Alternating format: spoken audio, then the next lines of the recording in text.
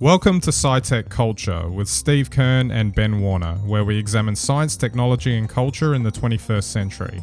Visit our website at scitechculture.com. Well, I'm back to my usual background again. I've been doing a bit of experimentation with the podcast in the last couple of weeks. You know, we've got obviously some interesting audio that we got going. I was happy with how last week's episode turned out. So, thanks, Steve. That worked out really well. So, it's great to know that our audio is now fully studio quality. That's what we want, but it's always the content. Remember, it's always the content.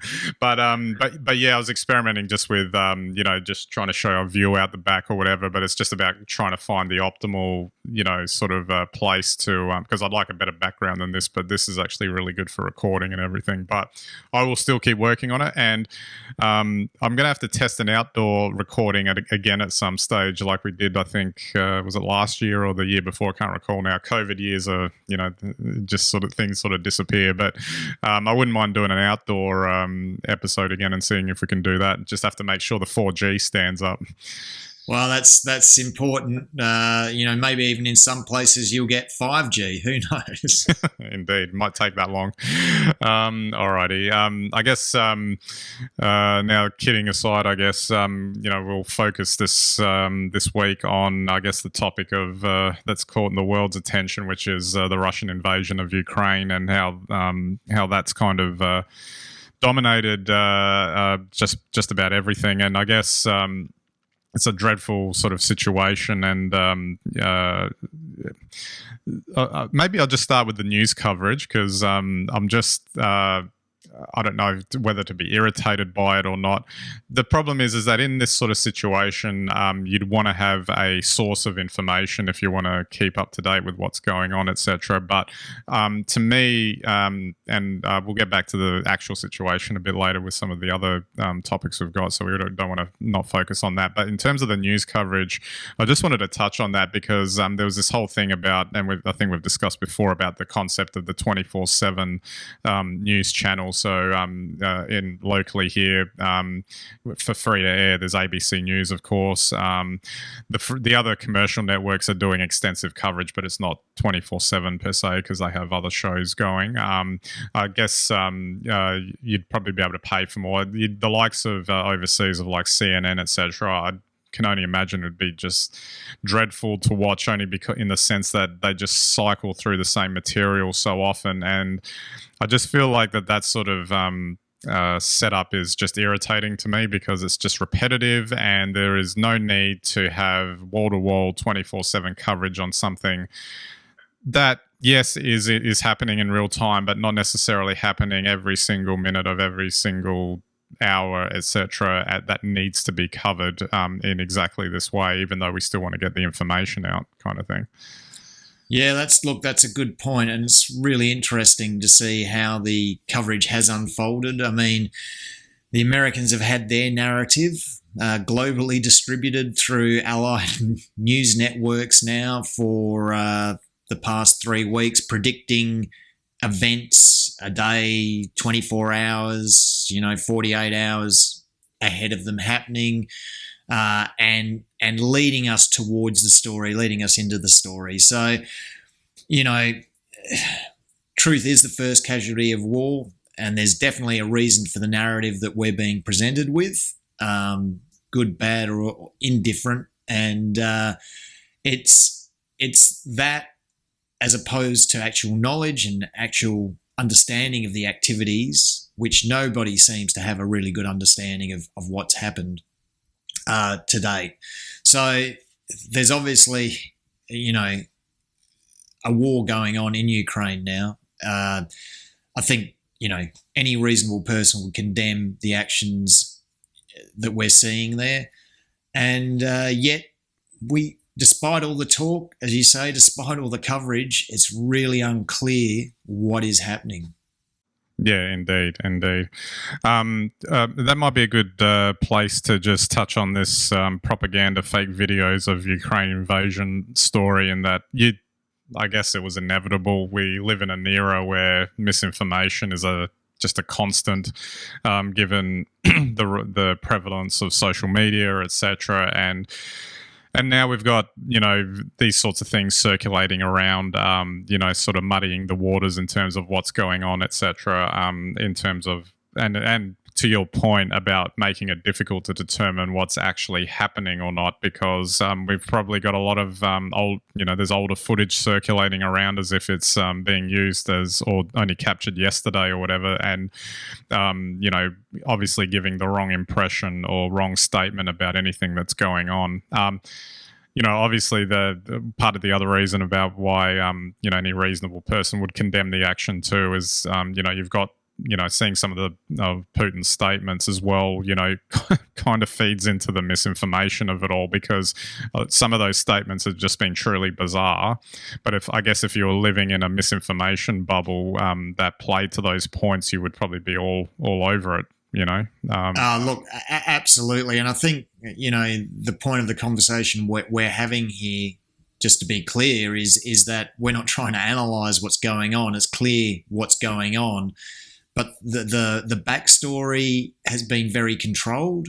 And even if you look at all the backstory that has been released in Western media, the reasons for us arriving at this situation really aren't that clear at all.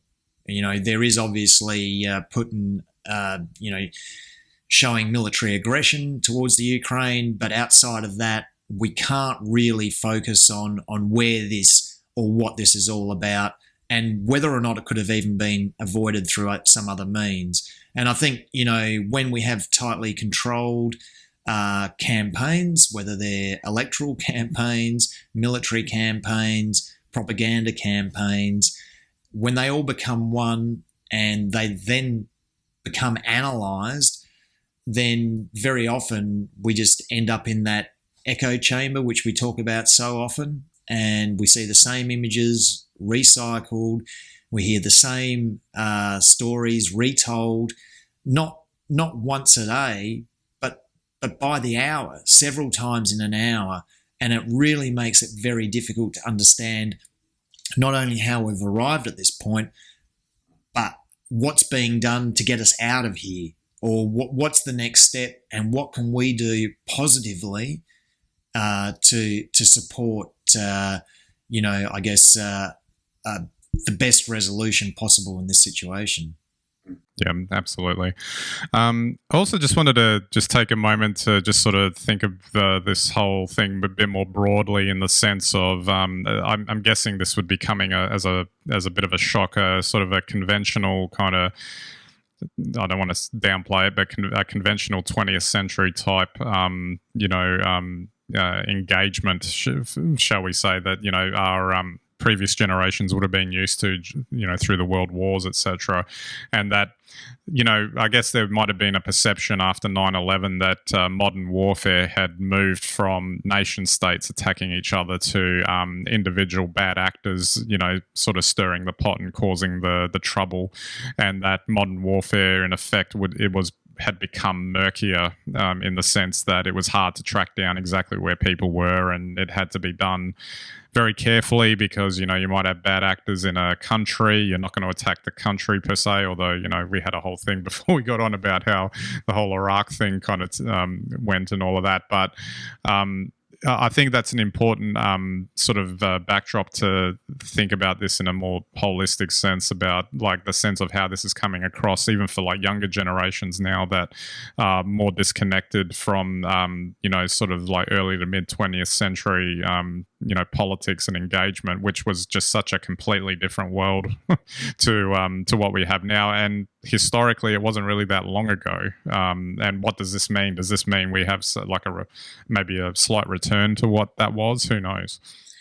Look, exactly. And I mean, I also wonder what the 24-hour media cycle is doing to our psyche, because we're seeing essentially, you're right, a 20th century war.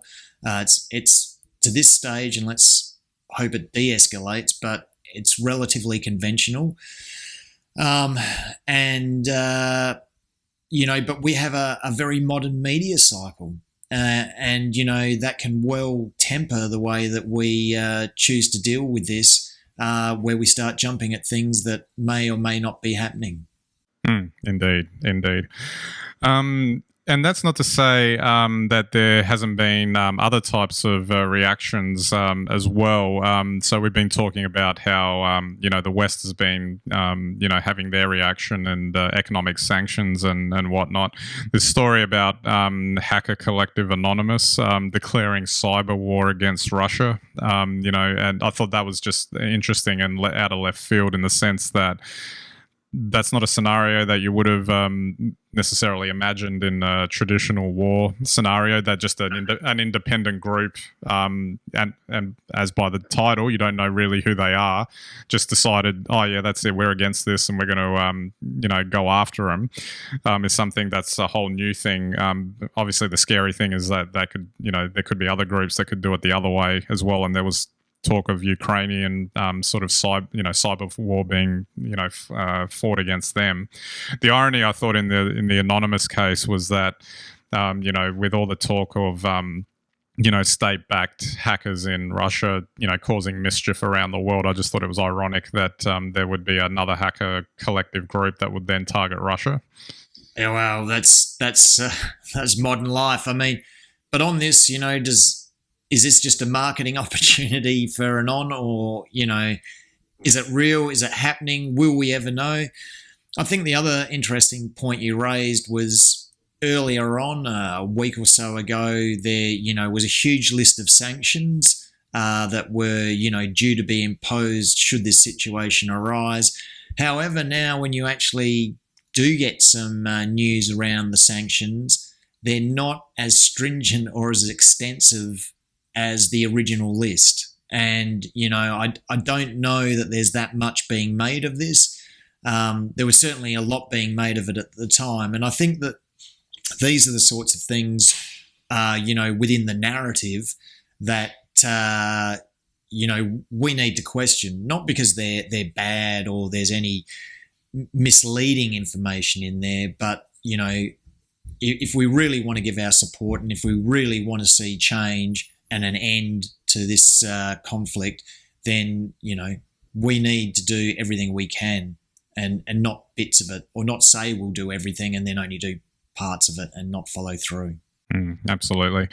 I guess just on a final point to finish up on is you get the sense that this might be, I mean, it's too early to tell, and who knows how this will all play out. The idea of a historical inflection point. We've been spending the last, 2 decades or so, 3 decades if you consider the end of the Cold War, through this sort of interesting historical period where there hasn't been any, there's been wars, but not to the scale that they were in the 20th century. I'd heard, one of these analysts say, yes, this whole situation is bad, but just bear in mind that, for centuries, Europeans were literally butchering each other. So if you were going to compare, it's not really kind of the same thing. But at the same time, there might be, this is like kind of a potentially some sort of spark to, whether it's rearranging things or just updating what the world looks like, how it operates, etc. Basically the Americans were, considered number one since the end of the Second World War, when they came out and sort of took control of things.